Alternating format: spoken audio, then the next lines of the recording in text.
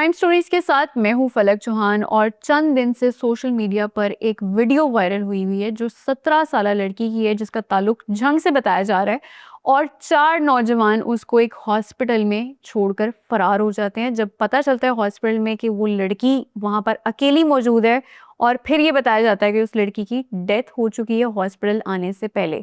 ये क्या तहकीकात हैं, क्या शवाहिद हैं और क्या ये वाकया हुआ था, इसकी वाकये की तफसीलात क्या हैं, इसी वाले से बात करेंगे। हमारे साथ मौजूद हैं आमिर मजीद जो कि नुमाइंदा समार्ट डिजिटल हैं। अस्सलाम वालेकुम आमिर साहब, कैसे हैं आप? बहुत शुक्रिया।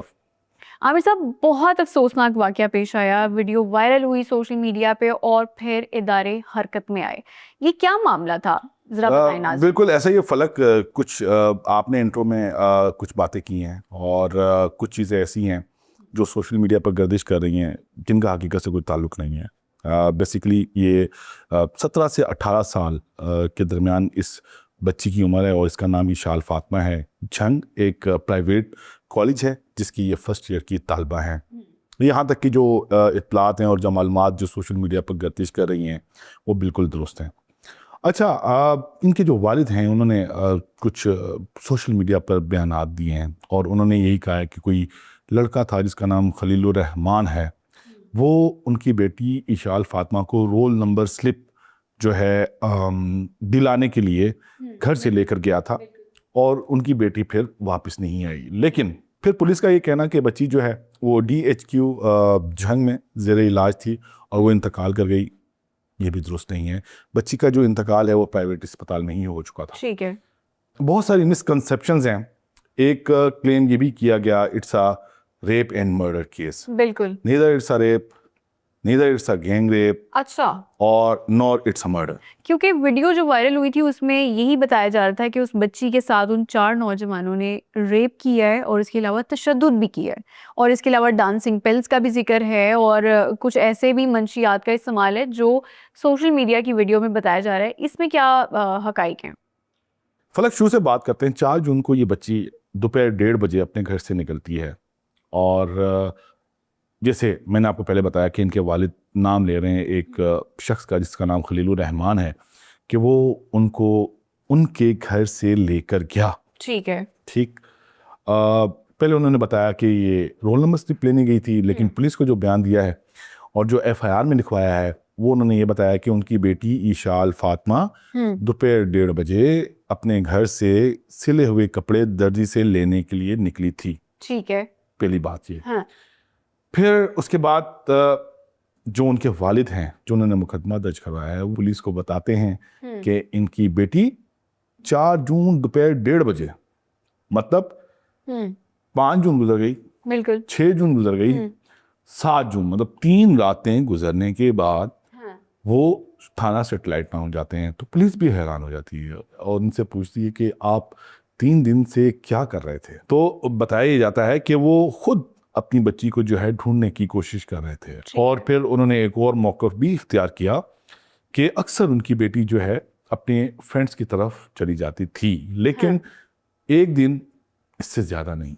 लेकिन 3 दिन गुजरने के बाद पुलिस के लिए भी बड़ी ताज्जुब की बात थी कि वालिद आ रहे हैं 3 दिन के बाद कंप्लेन लेके। अच्छा, पुलिस भी मुकदमा दर्ज कर लेती है। मुकदमा इल्ज़ाम नंबर 657/26 सेटेलाइट टाउन थाना है झंग का, जहाँ पर दर्ज होता है। ये बजुर्म दफ़ा 337J और जो अगवा की जो दफ़ा है 365B उसके जो दफ़ात हैं उसके तहत दर्ज हो जाता है। अच्छा, इस मुकदमे में जो इशाल फातिमा के वालिद हैं, जिस तरह मैंने पहले आपको बताया कि बताते हैं कि सिले हुए कपड़े दर्जी से लेने के लिए गई थी, वो वापस नहीं आई और उसके अंदर फिर वो साथ में ये भी बताते हैं कि एक मेल और एक फीमेल का नाम लेते हैं।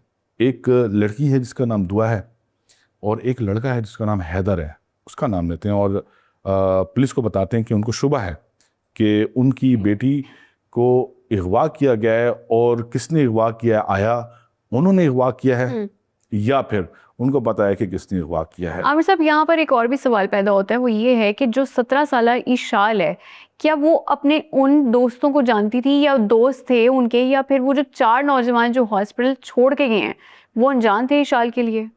जी बिल्कुल फलक, आपके सवाल का मैं जवाब आगे दूंगा। मुकदमा दर्ज होता है, पुलिस जो है इशाल फातिमा को ढूंढना शुरू कर देती है कि इसी इस्ना में एक इत्तला आती है कि एक 17 साल लड़की को 4 अफराद जो ज़्यादा उम्र के नहीं थे, हम उनको लड़के कहेंगे, हम उनको मैच्योर भी नहीं कहेंगे, लड़के थे, वो स्ट्रेचर पर लेकर आए, छोड़कर चले गए। अच्छा, निजी अस्पताल है नवाज चौक पर वाक़ ये निजी अस्पताल है जहाँ पर ये बच्ची पहले लाई जाती है। बच्ची जब अस्पताल लाई जाती है उस वक्त बच्ची नींद बेहोशी की हालत में होती है, ठीक है, और थोड़ी ही देर बाद बच्ची का इंतकाल हो जाता है। पुलिस को पता चलता है, पुलिस बच्ची की लाश को लेकर DHQ अस्पताल झंग चले जाते हैं, क्योंकि मेडिको लीगल फॉर्मेलिटीज़ होती हैं और प्राइवेट अस्पताल को इख्तियार नहीं है कि वो मेडिको लीगल प्रोसीजर करे।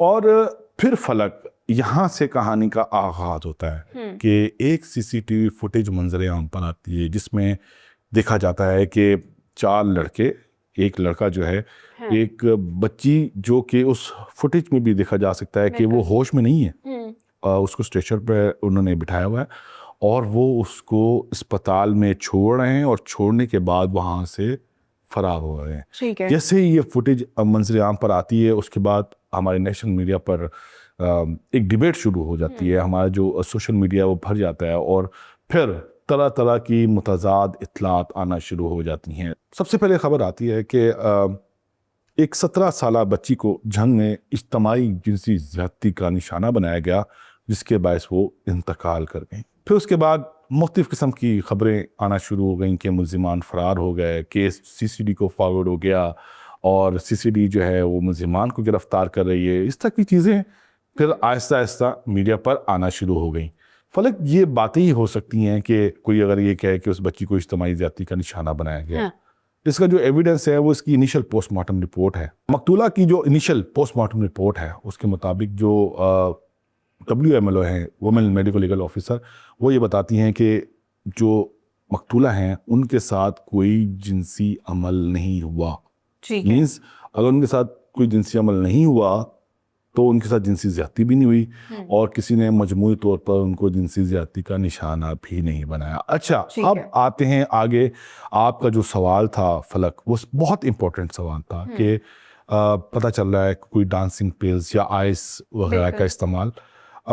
जो हमारे पास इत्तलात हैं उन इत्तलात के मुताबिक ये जो लड़का है खलीलुर रहमान, तो ये और जो मकतूला है इशाल फातिमा, ये एक निजी कॉलेज में पढ़ते हैं, दोनों दोस्त हैं। अच्छा, ठीक है, यहाँ पर मैं फिर क्लेरिफाई करता चाहूँ कि ये क्लास फेलोज नहीं है, हाँ ये कॉलेज फेलोज ज़रूर हैं, इनकी आपस में दोस्ती है। और इस तरह की इत्तलात, मुसद्दिका इत्तलात भी हमारे पास हैं कि ये नशा करते थे, ये और ये पूरा ग्रुप जो है नशा किया करता था। अच्छा, अब इसके अंदर हुआ ये है कि हस्बे मामूल वो जो बच्ची है वो घर से निकली है, उसको खलील रहमान लेकर गया है, फिर जिस तरह एक ग्रुप बनता है वहाँ पर नशा किया जाता है, वहाँ पर जो है वो नशा किया गया। और जो मुल्ज़िमान हैं जिनको पुलिस ने गिरफ़्तार किया है उन्होंने भी पुलिस को ये बयान दिया है कि नशा कर रहे थे और इसी इसना में उनकी तबीयत बिगड़ गई और वो बेहोश होने लगी और वो डर गए और उन्होंने 1-2 दिन उनको अपने पास ही रखा और खुद से सेल्फ मेडिकेशन भी की, किसी से मशवरा किया कि यार क्या करें कि ये होश में आ जाए और इसकी हालत बेहतर हो जाए और हम इसको इसके घर पर छोड़कर आ जाएं। लेकिन जब उन्होंने देख लिया, तमाम कोशिशें करके देख ली, जब उन्होंने ये देखा कि अब वो मुसलसल बेहोश हो रही हैं और अब ये केस उनके काबू का नहीं है, तो वो उसको एक प्राइवेट अस्पताल में छोड़कर फरार हो गए। अच्छा, आमिर साहब, आपको कता कलामी की मदद, इसका मतलब ये है कि जो खबरें गर्दिश कर रही थी सोशल मीडिया पे आमिर साहब के उस लड़की को डांसिंग पिल्स दी गई हैं, इसके अलावा और भी मंशियात दी गई हैं, वो कंसेंशुअल नहीं थी, क्या ये खबर दुरुस्त है? देखें फलक, अब वो कंसेंशुअल थी, नॉन कंसेंशुअल थी, इसका तयन होना भी बाकी है। लेकिन और क्या उनकी वजह मौत जो है ड्रग ओवरडोज की वजह से हुआ है, इसकी भी अभी तस्दीक होना बाकी है।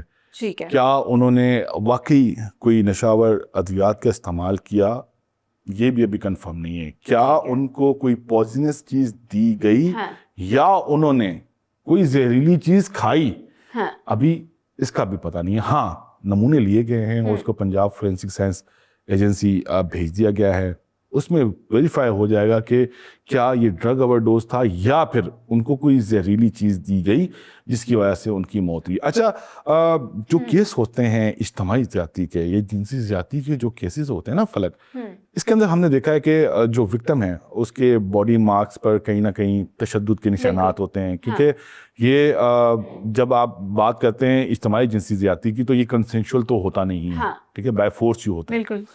तो जो मकतूला हैं उनके जिस्म पर जो इनिशियल पोस्टमार्टम रिपोर्ट हमारे पास मौजूद है, उनके जिस्म के किसी हिस्से पर कोई तशद्दुद के निशानात भी नहीं है। अच्छा फलक, ये भी हो सकता है कि उनका गला दबाया क्या हो। अच्छा, ये जो सिम्टम्स होते हैं ना, गला दबाने के, मुंह पर तकिया रखकर मारने के या फंदा लगाकर मारने के, इसके सिम्टम्स होते हैं, लेकिन उनकी बॉडी पर इस किस्म का सफोकेशन का या स्ट्रेंगुलेशन का कोई मार्क भी मौजूद नहीं है।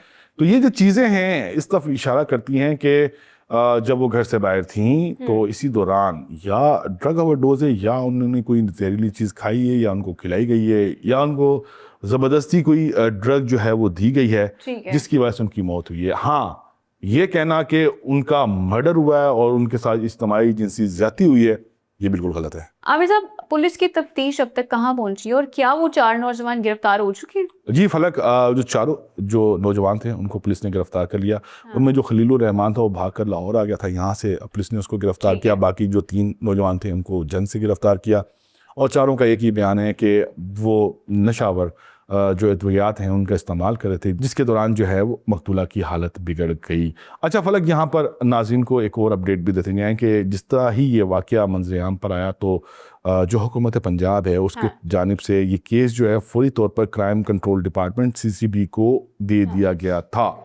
लेकिन जो बातें जो चल रही हैं और जो चीज़ें हमारे सामने से गुजर रही हैं, बताया कुछ यूँ जा रहा है कि कोई सियासी असर व रसूख का इस्तेमाल किया गया है, जिसके बाद इस केस की तफ्तीश दोबारा CCD से पुलिस को दे दी गई है। ठीक है जी, बहुत शुक्रिया। हमारे साथ मौजूद हैं आमिर मजीद, जो कि नुमाइंदा समाज डिजिटल हैं, और हम उम्मीद करते हैं कि जो मुतासरा खातून 17 साला इशाल हैं उनका ये केस मज़ीद तहकीकात भी हो इस केस में और उनको इंसाफ मिल सके। जो भी तहकीकात हैं या जो भी गलती पर है उसको सज़ा ज़रूर मिले।